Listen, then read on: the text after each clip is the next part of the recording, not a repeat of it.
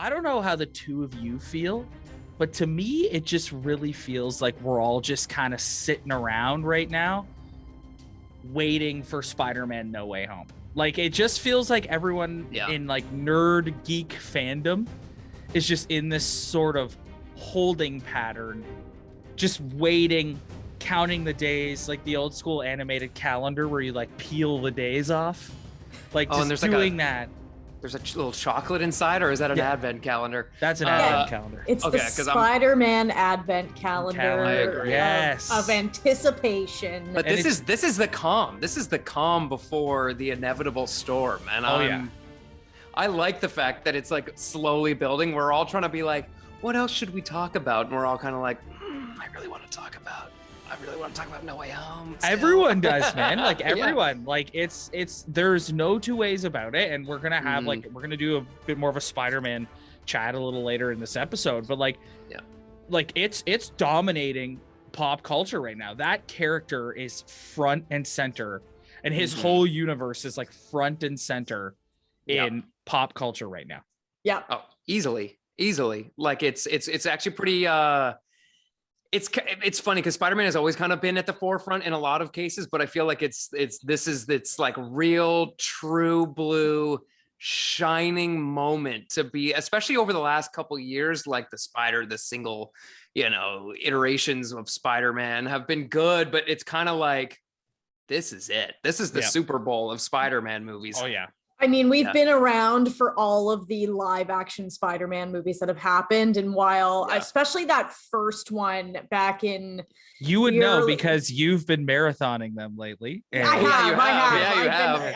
I've been truly celebrating Spider-Man month. Yes. Rest of you need to get on board. It's true. But like, I remember like there being Spider-Mania back in the day, but this is a whole other level. Like 100%. I've never quite seen it like this. I go and, you go onto all the different websites that we look at for movie news, and it's literally like, new song from the score released, and new character reveal, new poster, and someone zooming in. So yeah, it's Spider-Man's world, and we're just living in it. 100%. 100%. Not to we're gonna have an in-depth Spider-Man talk later, like I said, but and I want to talk about the Matrix right now, but I am enjoying all these funny like TikToks and posts on social media about how like the only thing that will put No Way Home over the top is when Toby swings in and all you hear is, and they say that a hero can save us. If Chad Kroger makes an appearance, honestly, he's my shit. They're just on the roof while he's swinging in. yeah, exactly. There's so many cameos in this movie that Chad will come in and I'm going to be like, yeah, that's makes sense. It's not out of the realm of possibility. Anything's possible. Okay, before we continue our Spider-Man chat, we must discuss the new trailer for the Matrix Resurrections. This trailer I liked it better than the first trailer. Way better. There's some interesting reveals in this trailer, like some interesting sort of lines and dialogue that are like, that kind of caught me by surprise. Yeah. Namely, Jonathan Groff's character seems to be a new age take on Smith. Yes. Which I did not see coming. I thought he was going to be like a younger version of the Architect. So it's interesting how you have Neo and Trinity, who are like the OG originals, but then you have these new versions of Morpheus, Smith, and the Oracle as well. Yep. Yeah. And actually, like, I also think there's an alternate version of Trinity, because there's that like first shot of the trailer, and there's, very reminiscent of the first movie, and she's facing the wall in the sort of dark room. But that's not Carrie Ann Moss. So I watched this trailer and I'm like, what is going on? What? But I love that. Yeah, I truly don't know. My theory, if I'm going to just take a guess and start the conversation here, is we know that from that original trilogy, that was the 6th iteration of the Matrix. Right. I think we're looking at the 7th iteration of the Matrix in this new movie. And I think that, like, and that's what they're talking about. We're caught in this loop. And then you see all these sort of glimpses of the Matrix. Like there's a scene where Neo is in like the room that's very much set up like when him and Morpheus first met, red pill, blue pill. Right. And there's actually like the movie, The Matrix, playing in the background. Like I wonder, this might be really off the wall, but I wonder if like the Matrix movies are movies in the 7th iteration of the Matrix as a red herring to all the people that live in the Matrix. That is my really off the wall. No, I think, listen, if there's a franchise that's going to do something crazy like that, it's this one. Exactly. And that's what I was going to say. That's the thing I think I enjoyed the most from the new trailer is that we've been kind of beaten over the head with a lot of either, I don't know what you want to call it, like soft reboots or just full reboots of like pretty adored franchises. And I'm not gonna lie, like after we watched the first trailer that was released, I was excited, and I'm not taking anything away from that first trailer, but I felt I still was kind of in that mode of like, is this just like another soft reboot? Because I'm like, I'm still excited, but you know, I'm not jumping over the moon. This one, to me, I'm now starting to be like, oh, okay, well, this actually seems really fresh. Yeah, I'm getting like a real fresh take on this where it's like, yes, we're bringing people from the originals back in, but it doesn't seem to have those kind of echoes of the same, you know, formulaic thing where it's like, we're doing a soft reboot. So we're just going to kind of copy and paste what we did in the originals. This feels like we're kind of just expanding on what we already have while kind of giving you this sort of like Inception style, like dream within a dream, deja vu, really playing off that original, like, oh, deja vu, where he sees the cat. And now you're kind of getting this. And again, I don't know if they're playing into this just for the trailer or if it's actually going to be a more bigger part of the overall narrative of like actually seeing chunks from the old movie. And like, is that playing in his head or was that just for trailer's sake? But regardless, I was like, I was way, way more bought into this trailer. Very, very exciting. I like seeing the new characters kind of playing up this kind of like, it's not a younger version. It's like an alternate version of the same people that we already know. Yes. Yeah. It's super interesting. Yeah. Same. It's not a sequel and it's not a reboot. It's like a kind of a left turn.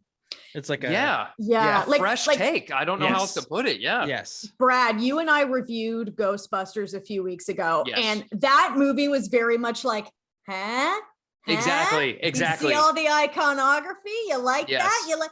I think that this movie is like very like, it's like on purpose that we are seeing all of these things exactly as they were.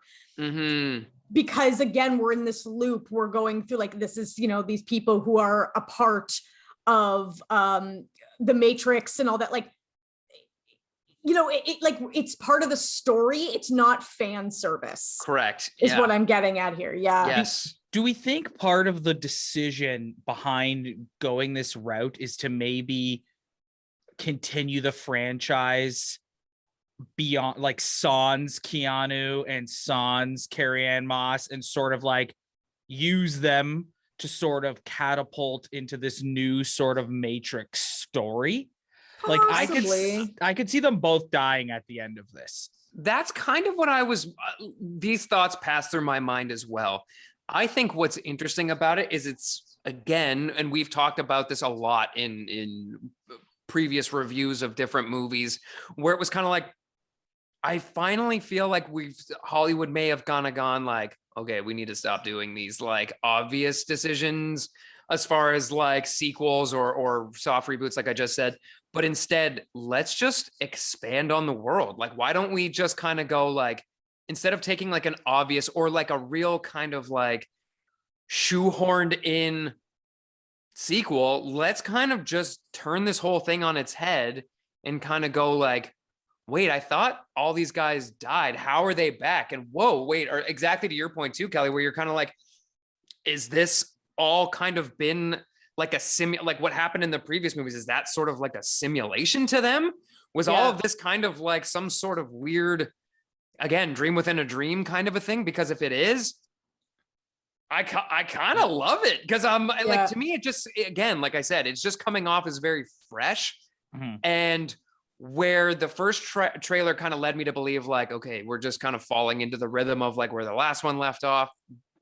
After I watched this trailer, and I've now watched it a few times, and first of all, can I just say, that's how you cut a trailer. As much as it was like, as much as like you're saying, you're kind of left with all these question marks or whatever. I'm kind of going like, thing. No, that's a good thing. That's a good thing. Number one. Number two, the sweeping epic score that was falling behind it. And then like actually ending the trailer on like a very quiet note of seeing Trinity in the, I don't know all the terminology, but kind of in her, you know, stasis of being unaware in the Matrix. In her like goo pod. Her goo pod. That's the technical term. We've moved on. We've moved on from goo monsters, and now we're on to goo pods. Goo pods. Hashtag goo we're pods. gonna have all the nerds really loving this when we're referring it to freaking goo hate pods. us.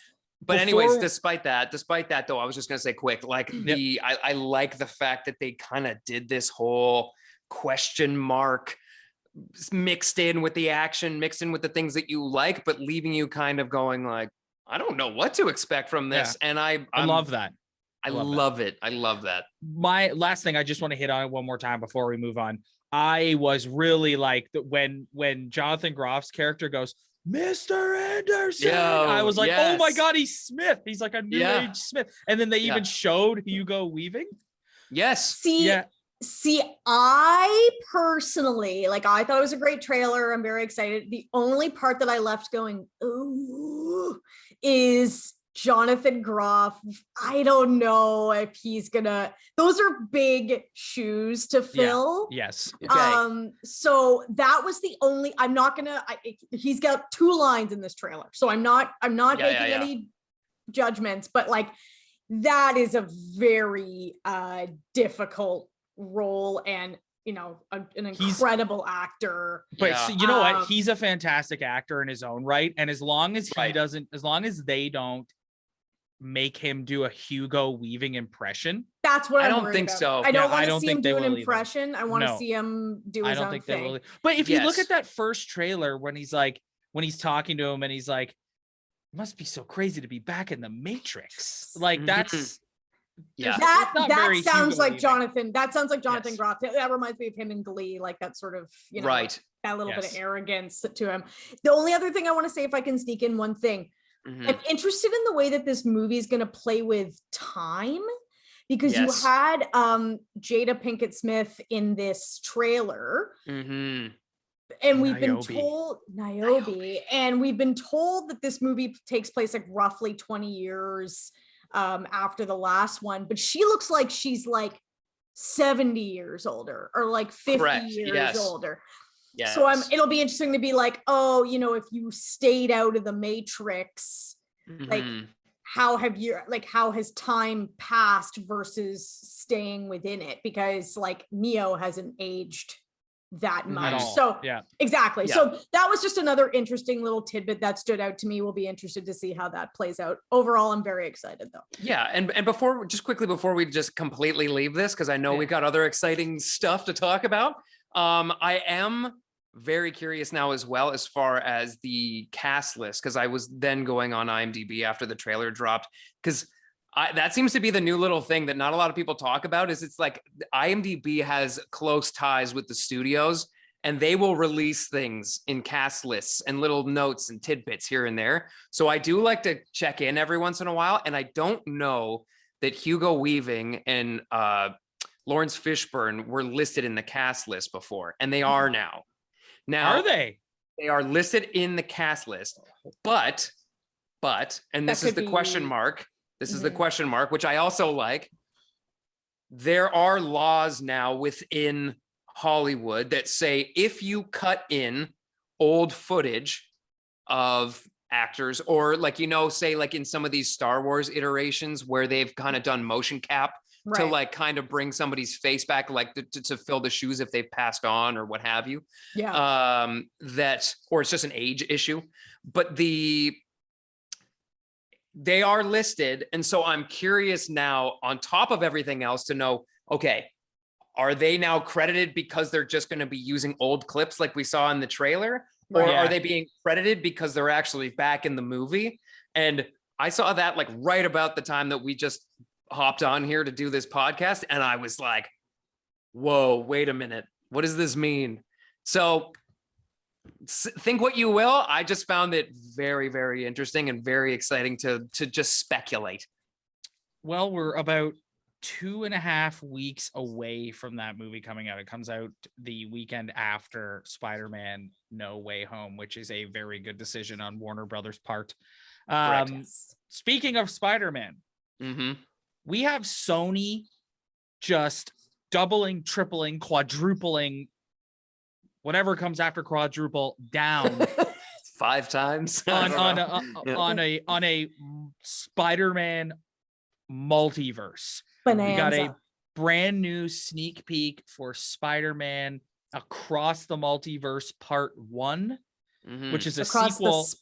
Across the Spider-Verse. Sorry. Get it right. Across the Spider-Verse Part 1, which is a sequel to Into the Spider-Verse, which was a massive hit animated film for Sony. Brilliant movie, yeah.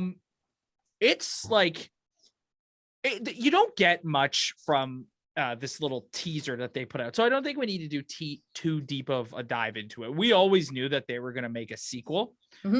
One thing I did want to address was people get really excited at having a bunch of Spider-Men, Spider-Women, Spider-Gwens, Spider-Pigs. Like people get really excited at having like Spider-Man hop across like a multiverse or a Spider-Verse. Like they really do. And it's like a huge reason why the hype for No Way Home is through the roof is because it's 3 Spider-Men coming together and villains from different universes coming together. And now with this, it's like we get Spider-Man 2099 voiced by Oscar Isaac. You don't hear his voice in the trailer, but he does the voice of Spider-Man 2099.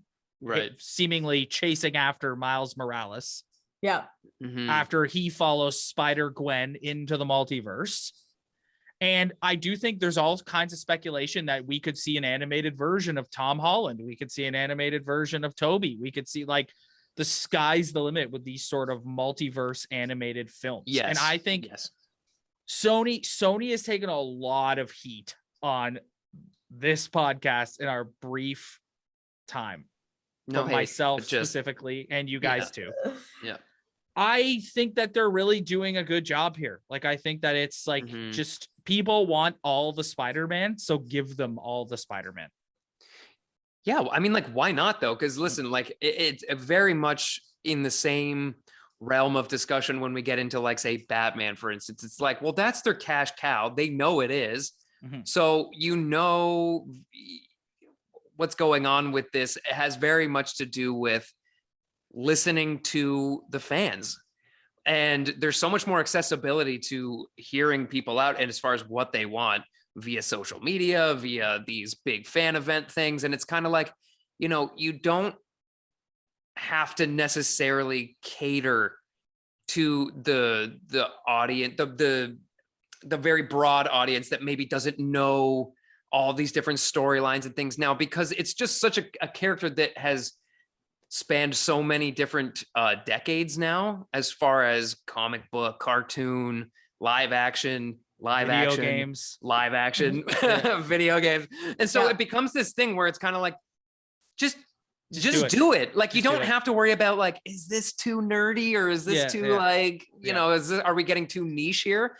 Just do it. And I think you're starting to get that in a lot of different iterations across these comic book movies and what have you. So again, like you said, sky's the limit. Just put it all on black and let it roll, baby. I'm 100%. into it. I think what that movie, Into the Spider-Verse, proved is if you create a great movie, and that is a great movie, like the animation style is so unique, stunning. Yeah. The soundtrack of that movie is awesome. Phenomenal. Yeah, it's awesome. The story of that movie is amazing. So if you create a really amazing movie, people are willing to go with you on some pretty weird stuff, including Spider-Pig. Like people are going to go there. And what's also really wonderful, it was almost like an experiment that they did, and they dipped their toe in the animation pool first, that it's like, people are also open to these different iterations of this character. So now you have endless opportunity to continue raking in the dough with you don't have to worry as much about like people aging out of the role or whatever, because you know that the audience is bought into this idea of, well, then we'll just use a different Spider-Man. We'll just go to a different universe. Well, or even if it's not going to be a different iteration of, say, Peter Parker, then we'll do Miles. Like people are bought in. That movie is incredible. So I think talking about Jonathan Groff, my message, which big shoes to fill. I also think this movie has big shoes to fill in terms of living up to its original one, but it already. And they're swinging for the fences. Like this is a two-part. They're swinging for the fences. So I mean, it's really cool to be. If I can take us back to how we started this episode. I just think this is so cool that we're just in the midst of this like Spider Mania that's going on. Like it's awesome. It's awesome. Like he's everywhere. That character is everywhere right now. Can I just call something out really quick? Because I just want credit to be given where credit is due. Okay. Okay. So as you go across the socials right now, Miss Zendaya is being featured everywhere for her very clever Spider-Man themed outfits. So she had like the Doc Ock dress, and then she wore sort of the Green Goblin outfit on purple, Graham Norton, and then last night or 2 nights ago or so, she was wearing like the Spider-Man dangly earrings. Roll back the tape to last week, and I had my Spider-Man sweater on first. Okay, you did. She freaking copied you. She copied you. So people are saying she's a fashion icon, but listen, I think the real on takeaway. The Talk and Pop podcast. Yeah, I was gonna say the real takeaway would be is if Zendaya's watching right now. Yeah, she is. Yeah, do you want to come on? Do you want to come on the pod? Because this would give really help our algorithm. Yeah. Give us a shout out. This would really help us in our search metrics. That's correct. Last thing this week. A certain actor who is making his return as Matt Murdock in Spider-Man No Way Home, Charlie Cox. It was confirmed by Kevin Feige this week that he will be returning to the MCU as Daredevil. A no-brainer decision. Yeah. It's gonna be interesting. I want to talk about the Daredevil show for a second and how you're gonna transition that into the MCU, because we've talked about like Venom and stuff, and if once you bring things into the MCU, it's like a tonal shift you're gonna have to go through. That show was violent, and it was dark, and it was like a whole other like thing, right? Like it was connected to the MCU because they were alluding to the incident, like all the shows, but like it was very dark. And now there's all this speculation that Wilson Fisk is going to show up in Hawkeye, and like, so it's going to be interesting to see. Yeah. I could see them bringing, by the way, like, can I just say that intro for the Daredevil show on Netflix absolutely slaps. That is fire. One of the best intros to a TV show of all time. You know when you're like binging a TV show and it comes up skip intro? I never ever skip that intro. Let it play. Let it ride. Never. Let it ride. You will be hard pressed to have any criticism or negative comment related to that show come out of my mouth ever. Like, I have none. Good. Yeah, I don't have good. I literally don't have one negative thing to say about that show, nor Charlie Cox, nor the rest of the cast. That show was fantastic. Was maybe one of my favorite comic book adaptations ever, as far as like a show or a movie or what have you. Yeah. I grew up with the Daredevil comics. I grew up with the cartoons and the, even the Ben Affleck version and whatever. And it's just kind of like that character was such like a huge part of my childhood that when they announced at the time that they were doing that show, first of all, wildly excited, but also like trepidatious, because it's like when something's really close to your heart, you're kind of like, okay, like let's just see this play out. It was perfect. And Charlie Cox could not have done a better job. And I also don't think there was one person in all of the world that watched that show and watched Charlie Cox's adaptation that wasn't like, why aren't you bringing him back? Why? Get it done. You gotta wonder what the legal ramifications were around the whole Netflix thing, and maybe that's like past now. Here's one. Got freed up November 2020. Okay, sidebar.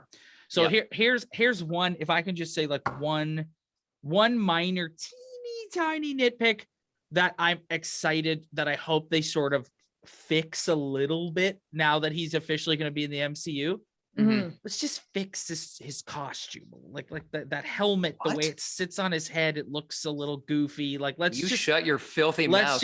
Let's just fix. Let's just touch it up. That's all. Like, does it need a complete change and revamp? No, it does not. But let's just. I'm sure they will. Fix it up a little bit. You raised an interesting point. I think it's where you were starting to go with like, how do we bring this tone into the MCU? Well, as it relates to the costume, you might add a little bit, you might touch up the red a little more on the costume. I could see that happening. And then tonally, I think what's interesting is you're seeing like obviously this insane amount of content coming out from Marvel, like through, whether it's Disney Plus, they're diving into animation, they're diving into all these things. So I'm wondering if they're kind of setting themselves up to sort of have like different like age groups, right? So it's like there's Marvel mature and Marvel kids, and like everything still connects, because it's like, because I have the same question around characters like Blade.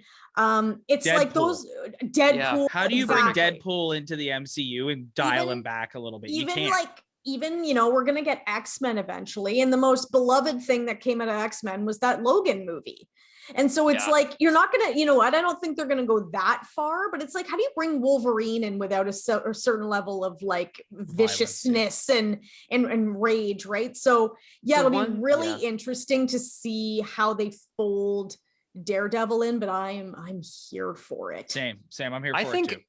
I think what's interesting, and it's fair that we all think this way because we grew up in the 90s where it was kind of like, oh, don't show blood, or like, you know what I mean? Like very kind of filtered, where it's like, I mean, most of the like most violent video games and the most like violent, shows on TV, it's like, there's kids watching them all the time now. And I know Disney has like a precedent of kind of being like, family friendly content, but it's also not the first time Disney will have done something like this. Like I forget the studio or the offshoot studio that they used to have back in the day, but there were titles that they would release that were, say, more mature under that umbrella of Disney versus like their animation studio and like their Parent Trap or whatever. Shout out Lindsay Lohan. What a movie to pick. I'm trying to think of like, what was a live action kids movie of our youth? Anyway, sorry, Brad.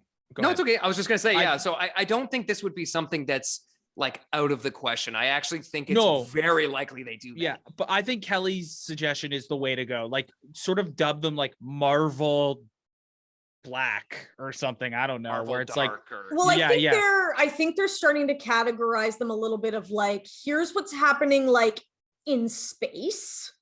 Here's what's happening, and they're going to start building out like sort of the supernatural, like vampire magic-y world.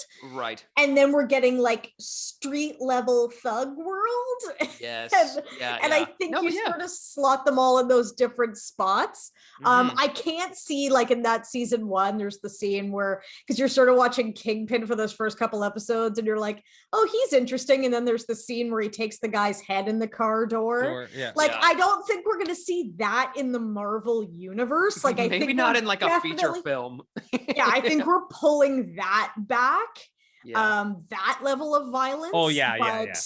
But you can't have a character. Yes, yeah. And I think we're gonna see it, like, you know, there are going to be a whole lot of people let down if Kingpin is not in Hawkeye. Like, there's certainly right now with where we are in the watch schedule, like there was a big reveal character we're still waiting for. People are going to be very let down if it's not him.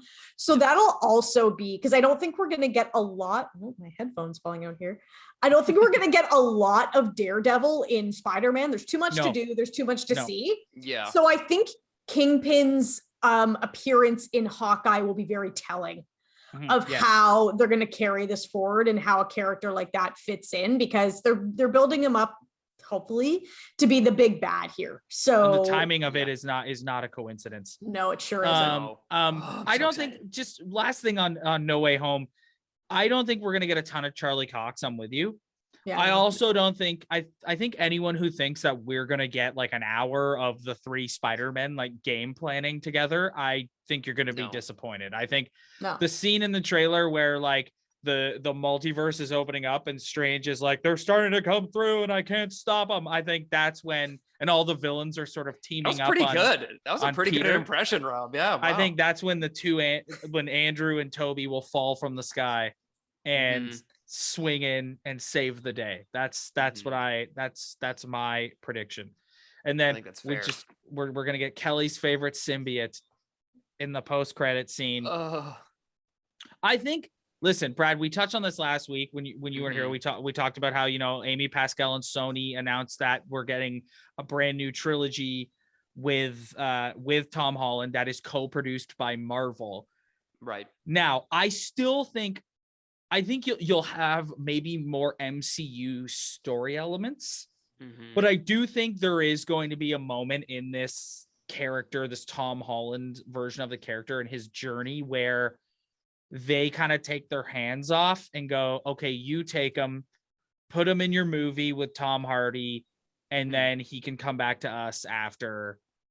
And I think like Amy Pascal and they could be just like they're sitting there doing press for the movie, so they could be just being like nice, but they were talking about how, you know, with this, she was like sitting with Feige and she's like, you know, with this multiverse now, the sky's the limit. And then you've got Jared Leto talking about how, oh, you know, the Marvel multiverse, anything's possible now with Morbius coming out. And then I started thinking Morbius, vampire, Blade, like, wait, is there a potential connection there?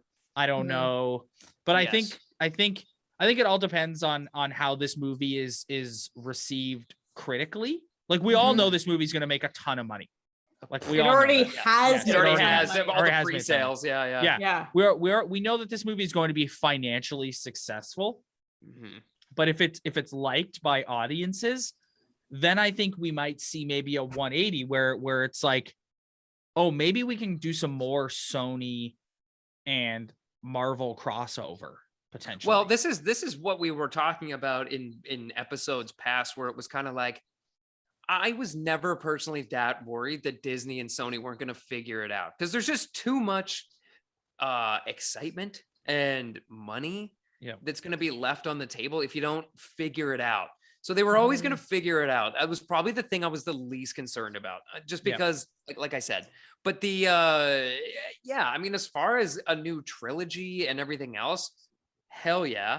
And then on top of it, like we've also discussed, a character like Venom swinging in and whatever, it's kind of like, okay, maybe we start to massage the rough edges out of what they were doing with the character before, because it's not like Marvel and, you know, other movies haven't done stuff like that in the past. Venom 3 is in the planning stages. I know, we saw that news today too, and I wonder if Kelly is involved in the planning. What would you say? They brought Kelly in as a. They brought Kelly in as a as a consultant, special consultant, and I as a Yeah, immediately- special symbiote consultant. And my first order of business was throw it all out. We're gonna need to wipe this board off and start from scratch. Yeah. Let's get a multiverse. Like I said it a few weeks ago. I'll say it again. Let's bring Topher back.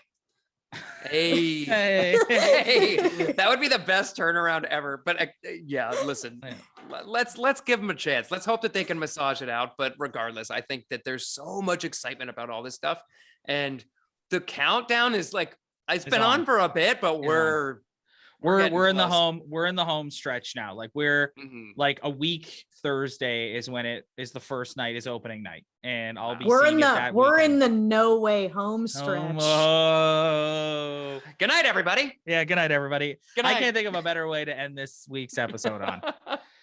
So let's get out of here, and we'll see you next week. And I guarantee you, at some point during next week's episode, we will be discussing Spider-Man. Really shocking. All right. Without Yeah. question. All right. I'll allow it.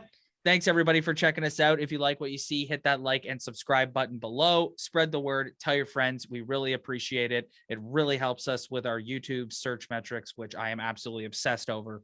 So please help me out. Zendaya. Yeah, Zendaya. Yeah. Search Zendaya. Zendaya Talkin' Pop. You know she's watching. Yeah. Yep. See you next week, guys. Bye. Bye, guys.